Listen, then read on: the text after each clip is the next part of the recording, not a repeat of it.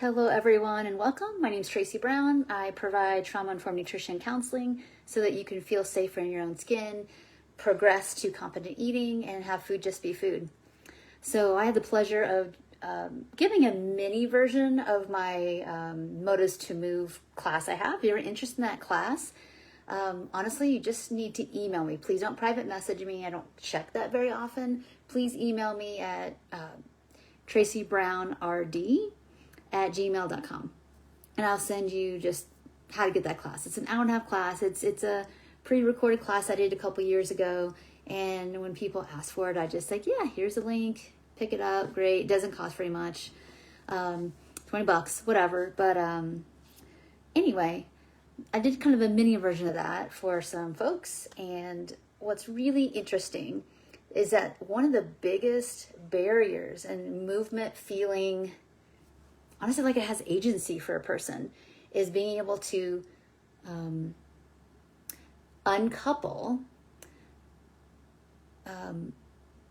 exercise as a means to an end to get maybe a body you think you need to have to improve basically your identity issues. Like when I say identity issues, like, am I valuable? Am I lovable? Am I worthy? Do I have, am I doing things right? Am I included? All those kind of things. Those are identity issues. Like, am I okay here? Oftentimes people use movement as a way to try to get that, because that's been the programming. The programming is if you get a certain kind of body, and some people don't go down the fitness route to get that. Some people just go down the semi-starvation route, chronic dieting kind of route to try to get that. Some people do a combination of things. Some people it's more towards the fitness end of it, or like the wellness culture end of it. And so I make distinctions, of course. I'm not saying there's anything wrong with, I encourage health behaviors, but everything's about like, are we holding all this stuff really lightly versus like, if I don't get this right, doesn't matter what it is, the right weight, the right lab values, the right movement pattern or routine, or the right whatever, then I can't be okay, and there's high anxiety, right? Or there's lots of fear. This is more about like doing what we need to do that aligns with our values, that has flexibility built into it, that has the big picture built into it. There's no perfectionism. That's the values that I encourage in people. And that may not be everybody's thing, but people who work with us, me and my team, that's what they want. They want peacefulness. They want there to be some room to not do all the things. And there doesn't need to be perfection in it, to be honest, to still improve quality of life. That's what we're looking for here. We want peace and stability the best we can in an ever-changing body. So all that being said, we talked about movement. And I think words are important, language is important. And for some people, exercise feels like, I don't want anything to do with that. Like, I am so burnt out with all the movement to earn something, to no pain, no gain. And I know there are people who really enjoy very intense movement, but they also fuel themselves appropriately. They have rest. They don't see it as their identity. It's just something they really like doing genuinely. And I can respect that. No problem. It's not something I want to do, but I don't have a problem with it when I see all the other things around it in terms of like physical, mental, and emotional health be straight, be set, so it's like, I'm not worried about it. But in our culture, it's just like thinness, high level fitness, and pushing yourself to like a level where you act like we're acting and moving as if there's a multi-million-dollar contract on the line, which isn't true. It's just like you're going to do your movement to hopefully have vitality now and as you age and get on with your day. That's really what most average people hear, and there's nothing wrong with being average. Every once in a while I work with a high level athlete that their job is on the line for some of these things, but that's not like that's not the biggest percentage. Most of us are just trying to again, with the bodies we have, like, feel the best we can, right? So you don't need to do 2 days, hours of activity, that kind of stuff. And you certainly shouldn't be restricting if you're doing any level of activity, let alone just hanging out and being a computer person like me. But regardless, the point of all that is exercise can be a big trigger because we have all these associations. You know, we maybe have only moved our bodies to get some kind of result, body change, versus movement for the intrinsic benefits, like more energy and connection with other people or in nature, or clearing your head. Now, I will say, another caution I have about exercise and mental health. I've worked with many clients who have been told by many physicians, many practitioners of all kinds, that like exercise for your mental health. Nothing's a bad thing, but if all your mental health is hanging by a thread with your gym going, you're in big trouble, because, you know, some days we get sick, sometimes the classes we want to do are canceled, sometimes you're kind of overtrained and you need to rest, like, to make that choice. And if your mental health takes a deep dive because you can't move, that tells me that you really need to grow your capacity in all kinds of other ways. And movement is one way that you help, take down some of that sympathetic, epinephrine and adrenaline from maybe your work day, or general, again, helping you be more of your window tolerance. That's not a problem. But if it's your only egg and you put all your mental health in that one egg basket, sometimes there's no eggs, basically. And then we're going to feel adrift. And so it's dangerous.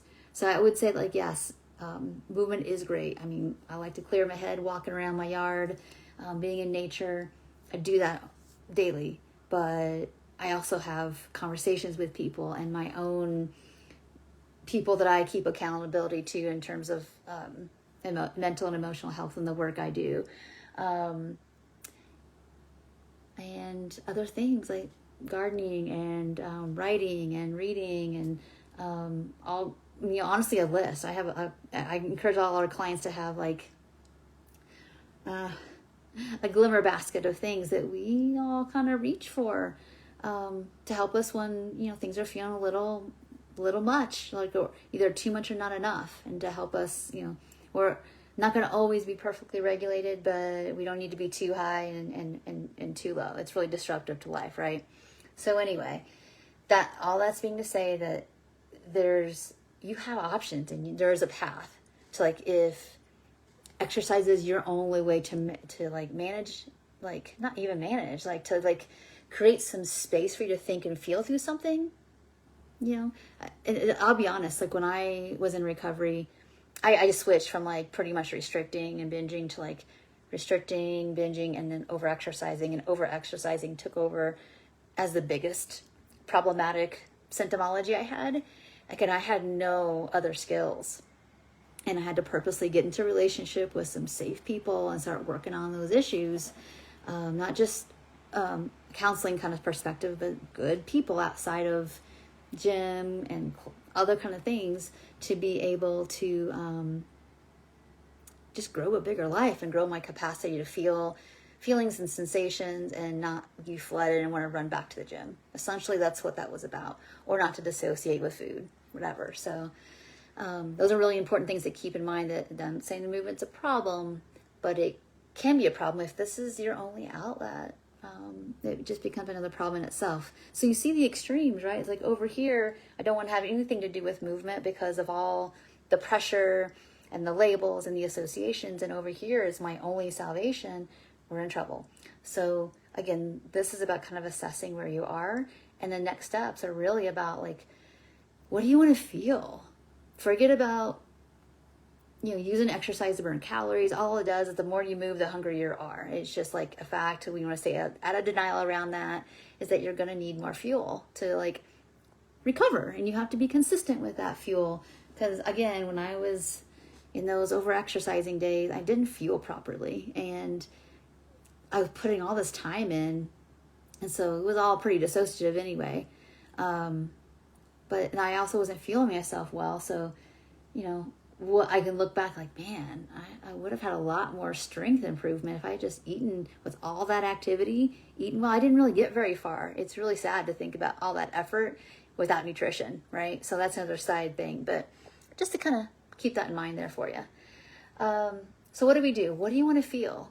You want connection. You want to feel a sense of like aliveness. Then what activities would do that for you? And you might need to try some new stuff. You might need to go from an all by yourself gym person to a class person. You might need to get outside more. You might need to look at other activities outside of buildings and get out in there. If you find yourself really, honestly, even addicted to like your sports, and that's a long list that we might need to take a step back and how do we enjoy it in a way that's just not causing harm if you're not able to build other skills and tools. So that's really important. This is what this whole video is about, is that where do you stand with it? Some people are more avoidant of movement because it's hard to be in the body with the things that come up. That's really a whole other video, but I do recognize that a lot of people, when I move, like I do feel more sensations, and that feels weird. Right now I'm not able to differentiate between the physical maybe discomfort of movement versus it feels similar to maybe some hard or bad things that happened to me in right now my body mind, they don't know the difference, and it feels like a threat. And so being able to learn how to create some space to differentiate that. And you can look at a lot of my other videos around what are some sensory tools to work with fight, flight, freeze, or freeze. Though using sensory tools isn't exactly trauma. It's not trauma therapy. It's just a little bridge to help you kind of create some space. We're just trying to build some differentiation and some compassionate witnessing versus being in an autopilot response. So I get that. And some people can work that on their own, but I do highly recommend that, from the nutrition counseling perspective, we can help you do some differentiation, but the deeper work of how come your body mind is still stuck and frozen in time, and what kind of modalities, probably more like somatic experiencing kind of things or whatever. Some kind of trauma work would be really helpful for we can separate it out, but to take what it is honestly that you're having body memories about and take that to your counselor would be very, very, very important. It doesn't just go away. And that's why when you're finding that stuff, but it's not changing, you need a different approach. You need to get more in that brainstem and kind of midbrain kind of area to help you work through some of that, so you can enjoy movement without the trigger again. That'd be wonderful.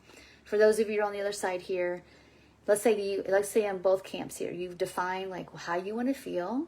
Maybe you thought about some activities that would kind of matches that feeling, like that, what I want to get. If you want to feel stronger, of course, the thing is move heavy things, right?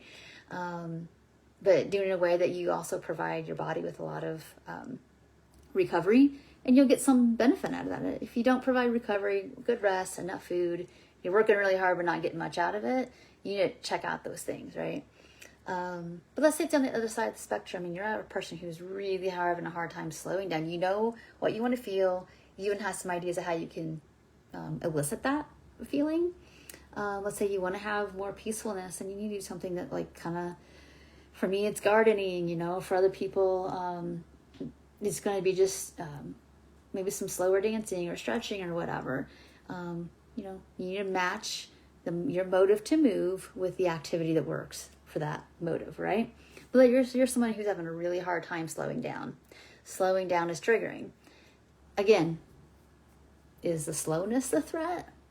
Or sometimes you have to get, what would it mean if I slow down? And you go down that path of what does it mean? And it might be identity issues, it might be safety issues, whatever. Those would be counseling kind of work to do, but at least you can now differentiate. Oh, I have this belief. It's you can get away from this protective strategy that I slow down, I'll lose all my fitness, or I'll gain a bunch of weight. And that's just not how it works, because no one's suggesting you don't move at all. But never resting, not fueling, just not being attuned and respectful and honoring of what your body needs you to do sounds like a trauma response to me. And it's time to honor the body in not in a worshiping kind of way, but in like, hey, I'm tired. Hey, I don't want to do this. And what is driving you to do something that's not good for you? That's the end of the day. We want to figure that out. So then start taking some risks to slow down, feel safer doing it, and fill your life with some other stuff. So I hope this video was helpful. I know there's not a ton of videos out there about how to like get through some of the barriers to like the middle of the road here with movement as well. So I hope this this teaching video, this encouragement video helped you kind of know that you have options. All right. Well, thank you so much for watching, and I'll see you in the next video. Bye for now.